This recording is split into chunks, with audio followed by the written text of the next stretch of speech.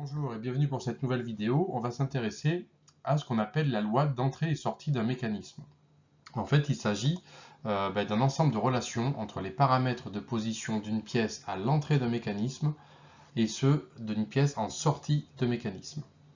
Donc on va s'intéresser pour une étude de cas au système Biel-Manivelle que vous connaissez bien et qu'on rencontre notamment dans les moteurs. Donc on va commencer par voir ensemble le petit vocabulaire qui va bien pour comprendre les pièces principales du moteur et ensuite on pourra voir une petite vidéo qui vous montrera exactement comment intervient ce système Biel-Manivelle dans le moteur et puis ensuite on fera notre étude d'entrée et sortie. Allez, go!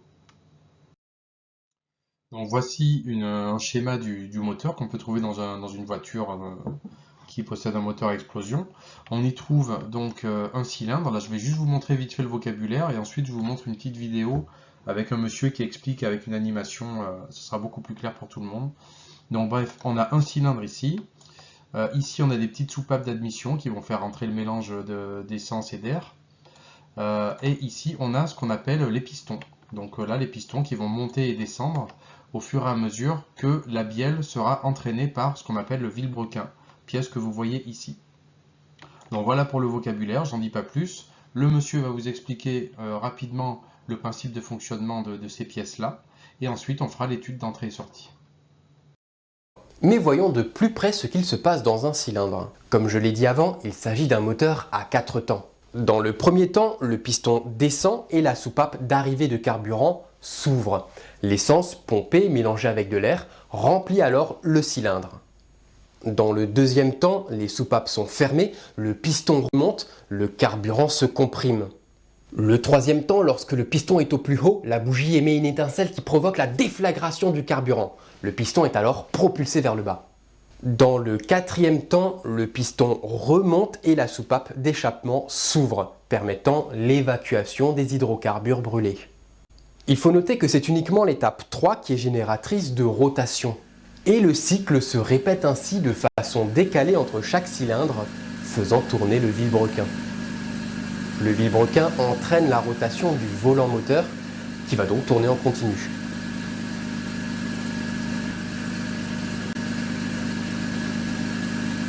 Voilà ce qui se passe dans le moteur.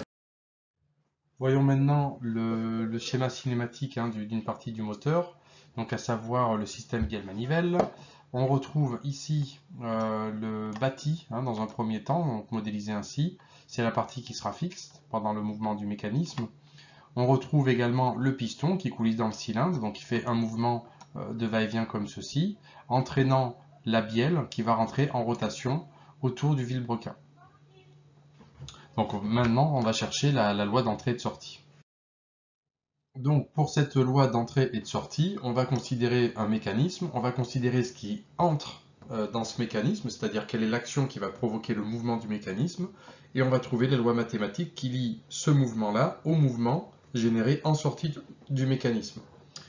Donc, ce qui nous donnera finalement une loi type sortie en fonction de l'entrée. Autrement dit, y en fonction de x. C'est exactement le même principe.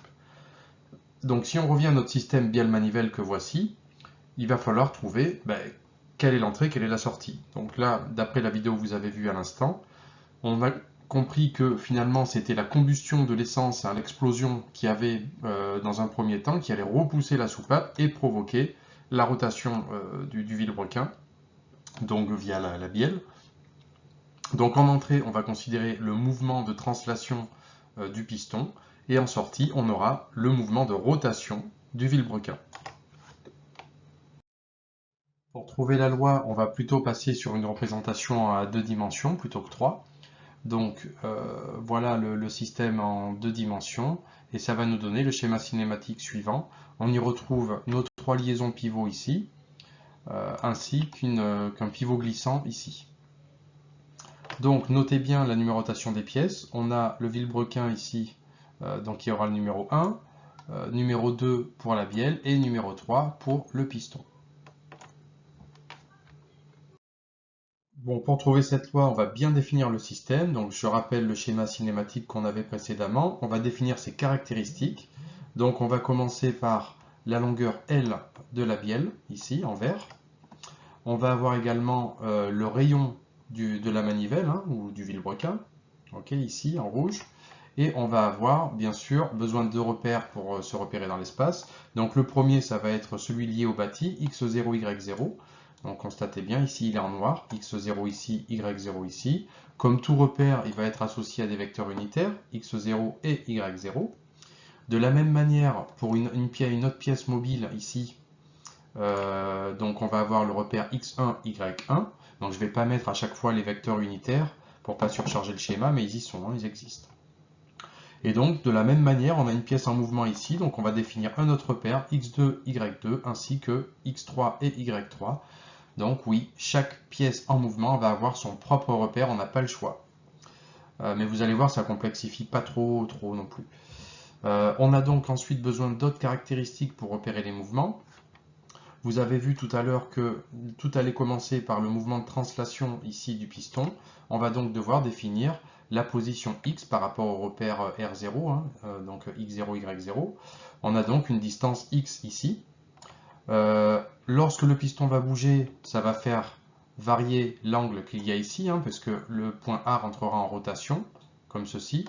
On va donc pouvoir définir un angle alpha, ça pourrait nous servir. Et de la même manière, lorsque le point A va bouger, eh bien, on peut imaginer que la bielle ici va, bon, dans un premier temps, monter puis descendre lorsqu'on sera de ce côté. Bref, on va avoir ici l'angle bêta qui va pouvoir intervenir pour mieux décrire le mécanisme. Donc voilà toutes les grandeurs dont on va avoir besoin. Donc je vous laisse, vous avez le petit schéma à coller, je vous laisse mettre toutes les données dessus. Donc on cherchait à trouver la loi d'entrée et de sortie, donc à exprimer la sortie en fonction de l'entrée. Donc voilà le système que l'on avait avec toutes les données qu'on a fixées tout à l'heure. Le paramètre d'entrée, je vous l'ai dit que ce soit bien clair, hein, je vais le mettre précisément, c'est la position x, donc la position du piston par rapport au bâti, et en sortie, on l'a dit, c'est la position angulaire ici de notre vilebrequin par rapport au bâti, donc l'angle alpha. On va donc devoir trouver la loi mathématique alpha en fonction de x, c'est-à-dire la sortie en fonction de l'entrée. La première étape va consister à chercher dans le schéma cinématique une figure à géométrie fermée. Donc pour ça, il suffit de regarder les systèmes en mouvement et de chercher une somme vectorielle qui va donner un vecteur nul. Donc là, je peux retrouver le vecteur OA ici, le vecteur AB et le vecteur BO qui, une fois associés, je veux dire sommés, hein, donneront bien un vecteur nul. Donc là, on a ce qu'on appelle une fermeture géométrique. Donc vous serez guidé la plupart du temps pour les exercices où il faudra trouver peut-être le dernier vecteur qui permettra d'obtenir la fermeture géométrique, sauf si bien sûr vous avez déjà vu ce cas précis. Donc on pouvait également retrouver sur le graphe de liaison cette fermeture géométrique, un peu plus délicat mais on y arrive quand même assez bien. Il s'agit bien sûr d'y placer d'abord les différents types de liaisons. Donc on retrouve nos trois liaisons pivots, ainsi que notre pivot glissant sur la partie de 3 à 0. Et donc à partir de là, si on commence par 0, on va avoir un premier mouvement donc, entre 0,1 et 1,2, puis un deuxième, puis un troisième, puis un quatrième. Et ensuite on pouvait retrouver en disant que c'était OA plus AB. Donc retrouvant B ici, on ne va pas faire BB, hein, ça ferait nul. Donc ça fait OA plus AB plus BO. Et on retrouve finalement notre fermeture géométrique comme on l'a trouvé graphiquement ici. En première, je pense que vous aurez surtout affaire à cette situation-là. Vous aurez le schéma cinématique, il faudra finir la fermeture. On connaît donc les caractéristiques de notre système. On connaît maintenant la loi de fermeture géométrique. On va donc pouvoir exprimer vectoriellement, en fonction des vecteurs unitaires respectifs, les différents vecteurs. Donc OA, je le repère ici sur mon schéma, donc OA, donc OA va être égal à R porté par son vecteur unitaire x1. AB, de la même manière, va donner, bon vous pouvez mettre pause et finir, hein, AB, de la même manière, va donner la norme fois le vecteur unitaire qui porte cette norme, donc x2. BO, alors attention, hein, attention au sens, BO, il va porter la norme fois le vecteur unitaire, mais avec un signe moins, puisque regardez, BO, c'est si je me déplace de B vers O, je suis dans le sens opposé à celui du vecteur unitaire. C'est donc tout à fait normal ici d'avoir un moins. Et donc la norme x, parce que on a fixé comme étant x la distance OB. Et donc on va obtenir au final, si je réexprime cette somme de vecteurs, eh bien j'aurai Rx1 plus Lx2 moins xx0 égale vecteur nul. Donc voilà ma fermeture géométrique exprimée vectoriellement. Le problème, c'est que on constate que cette loi est assez complexe dans la mesure où elle va faire intervenir 3 repères différents. Donc l'enjeu maintenant, la difficulté, ça va être de tout exprimer dans le même repère en fait. Donc reste à savoir lequel, c'est ce qu'on va voir de suite. On arrive alors à la deuxième étape, à savoir projection dans un repère unique. Donc je rappelle le schéma cinématique. Et donc l'idée c'est de voir en fonction de quoi on va devoir exprimer x1, x2 ou x0. On doit tout représenter dans le même repère en fait, d'après les mêmes vecteurs unitaires. Donc pour y voir plus clair, on va passer par ce qu'on appelle des figures planes. En fait, les figures planes sont censées nous résumer ce qui se passe en termes de repères, de référentiels. Là, par exemple, sur cette première figure, on voit qu'ont été résumés les repères R0 et R1. Donc le R0 qu'on voit ici, X0, Y0, et le R1 qu'on voit ici, X1 et Y1. Et on y représente également les angles qui interviennent. On retrouve ici l'angle entre X1 et X0, celui qu'on avait là. Et bien sûr, c'est le même qu'on aura entre Y1 et Y0, donc l'angle qui est représenté ici. Et l'angle, le vecteur unitaire Z0, c'est celui qui pointe vers nous en fait, pour rester dans un trièdre direct, comme vous avez vu en maths. Ensuite, l'autre figure plane va consister à représenter le repère R2 par rapport à R0. Donc là, peut-être un petit peu moins intuitif, il faut imaginer que ce repère X2 et Y2 est translaté jusqu'à B en conservant les directions, en restant bien parallèle, comme c'est le cas au départ. Donc là, vous allez me dire, ouais, mais le X2 il est en bas de X0, alors que là, dans la représentation plane, il est au-dessus. Vous avez raison. En fait, l'idée, c'est de représenter les figures planes avec une orientation spatiale identique. À savoir, donc là, le X1 au-dessus du X0, on va mettre le X2 au-dessus du X0. C'est plus facile pour visualiser. Donc pour ce faire, il suffit d'imaginer que la manivelle a continué son chemin. On avait initialement un angle alpha ici. Il faut imaginer maintenant que l'angle alpha, il fait tout ça. Et à ce moment-là, on se retrouve avec la bielle ici, qui est vers le bas. Et donc si je représente les directions et sens de mon repère R2, voilà ce que ça va donner au niveau de A, alors qu'au niveau de A, avant, on était comme ceci. Et ensuite, j'imagine, comme je le disais tout à l'heure, que je le translate en B. Je vais représenter ensuite, par translation, ma direction de mon vecteur Y0, de mon repère Y0. Et donc, ici, faire apparaître les angles β. Et je me retrouve bien dans la configuration de la figure plane, ici. J'ai donc la possibilité de représenter facilement ou d'exprimer facilement x1 en fonction de x0, puisque je connais l'angle alpha. Et de la même manière, je pourrais représenter facilement x2 en fonction de x0, vu que je connaîtrai l'angle β. Je vais donc exprimer x1 et x2 en fonction de x0. Donc ne vous stressez pas trop avec ça, vous serez énormément guidé dans les exercices. On arrive maintenant à la projection des vecteurs de base. On va s'intéresser dans un premier temps à x1, donc je prends la première figure plane. Vous avez vu en maths que la projection consistait à trouver un autre chemin, donc par rapport à un point de départ qui est ici, ou à l'origine, jusqu'à un point d'arrivée qui est ici. Eh bien moi je vais passer par un autre chemin, bien sûr qui va passer par les axes qui m'intéressent, à savoir x0 et y0. Donc j'aurai dans un premier temps un trajet A le long de x0, puis un trajet B le long de y0. Trajet B que j'ai trouvé en faisant une projection orthogonale de l'extrémité jusqu'à l'axe en dessous. Et là j'aurai mon B. Donc finalement je peux écrire que x1, le vecteur x1, sera égal à A fois x0 plus B fois y0. Donc maintenant, je vais pouvoir faire un petit triangle normalisé, c'est-à-dire que je vais pouvoir y représenter la norme de x1 et les normes des trajets différents que j'ai fait pour parcourir x1. Et donc, bien sûr, je place la norme de x1, vu que c'est un vecteur unitaire, ben, la norme c'est 1. Et je vais bien sûr faire apparaître l'angle alpha qu'il y a.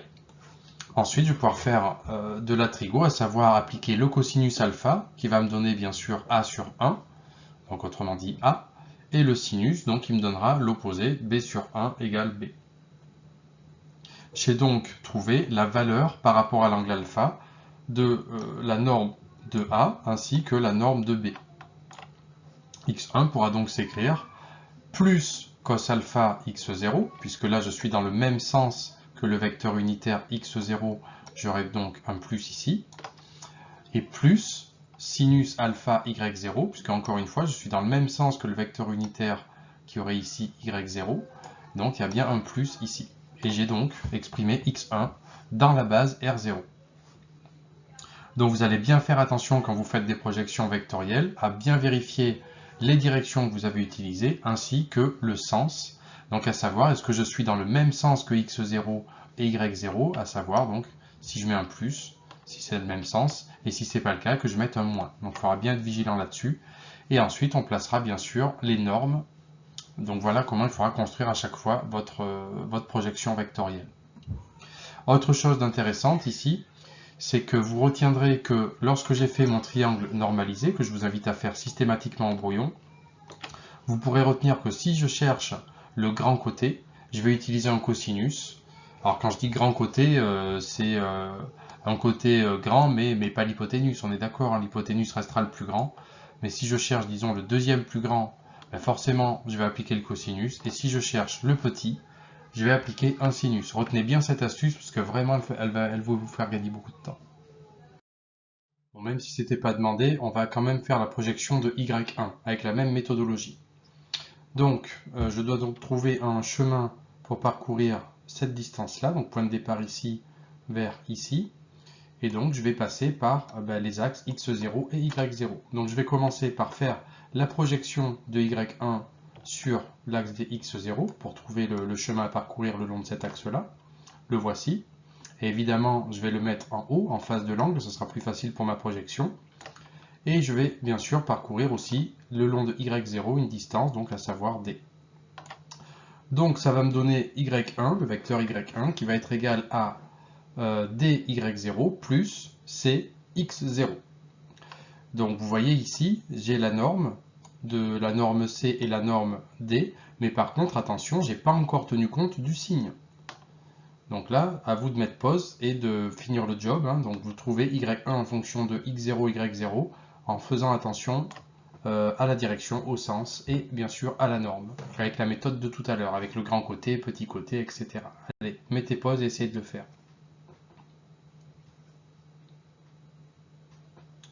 Donc je rappelle ce que vous deviez trouver pour y1. On a donc moins sinus alpha, puisque le long de x0, je suis dans un sens opposé au vecteur unitaire porté par x0, donc il y aura un moins. Et pour d, bon ben là c'est positif, hein, cos alpha, plus cos alpha, donc on voit que le grand côté est cosinus et le petit côté sinus. Donc c'est cohérent avec ce qu'on a fait tout à l'heure. Et je rappelle donc x1, et voilà donc les projections des vecteurs unitaires x1 et y1 dans la base R0. On procédera exactement de la même manière pour projeter x2 et y2 dans la base R0. Donc vous trouverez x2 égale à plus cos bêta x0 plus sin bêta y0. Et pour y2, moins sin bêta x0 plus cos bêta y0. Le plus dur est fait, il me suffit maintenant de procéder au changement de base. Donc on avait la relation suivante, on a trouvé précédemment l'expression des vecteurs unitaires dans R0, il suffit donc de remplacer x1 par l'expression trouvée ici, pareil pour x2, pardon, ici, x2, et x0, bah, lui ne sera pas changé puisqu'on a tout exprimé en fonction de x0 et y0. Donc voilà la relation, une fois que j'ai remplacé x1 et x2. Donc tout est exprimé dans le repère R0, comme vous pouvez le constater ici.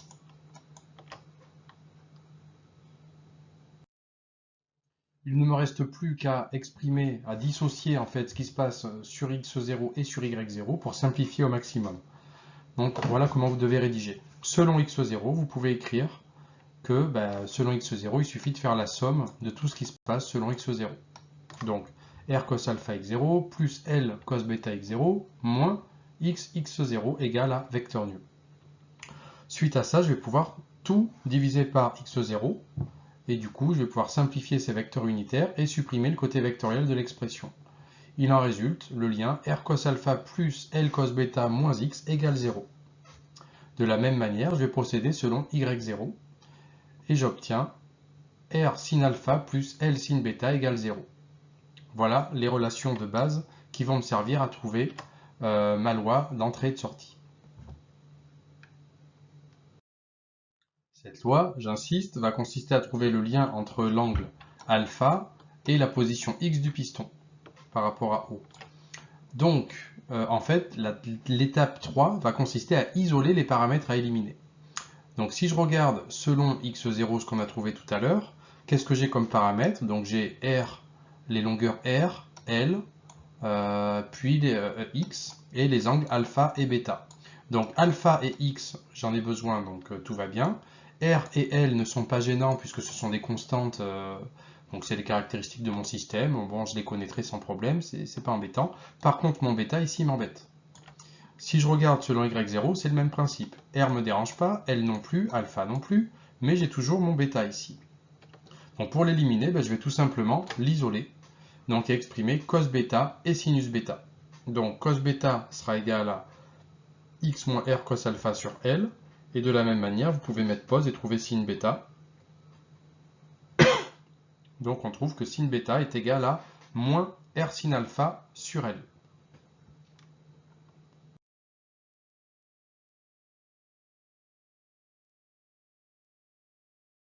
Nous voilà à la quatrième étape qui consiste donc à éliminer ce bêta. Pour ça, je vais utiliser cette propriété mathématique que vous connaissez déjà, cos carré x plus sin carré x égale 1. On connaît déjà cos bêta, on connaît sin bêta, on peut donc les mettre au carré et les additionner. Pour ça, il y a deux méthodes possibles. Voyons déjà la première, qui va consister à trouver alpha en fonction de x, comme on le dit depuis le début. Donc, cos carré de bêta, ça c'est assez simple, avec la bonne identité remarquable, on arrive à ça. Et de même, pour sin carré bêta, on arrive à ça. Je procède à la somme, qui sera égale à 1. Voilà ce que j'obtiens. Et vu que je sais que cos carré alpha plus sin carré alpha sera égal à 1, eh bien en factorisant par r carré, je vais arriver à l'expression suivante. X carré moins 2rx cos alpha plus r carré égale à L carré.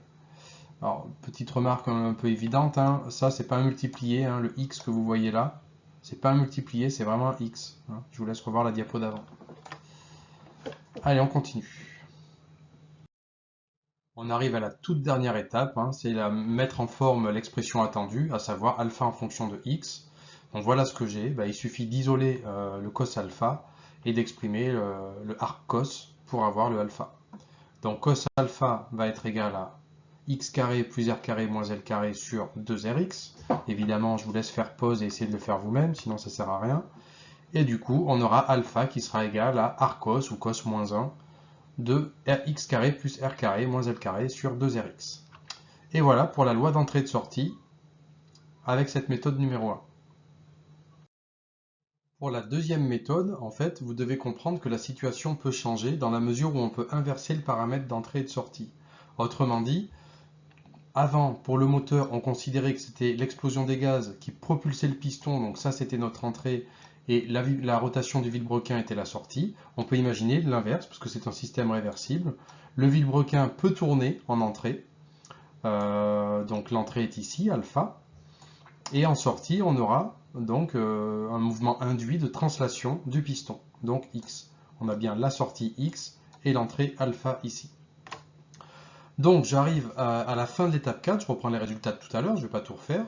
Donc on avait exprimé cos carré bêta et sin carré bêta. C'est là, à partir de là, que la méthodologie va changer. Je vais exprimer L carré cos carré bêta et L carré sin carré bêta. Et je vais faire la somme de ces deux choses. Donc L carré cos carré bêta plus L carré sin carré bêta.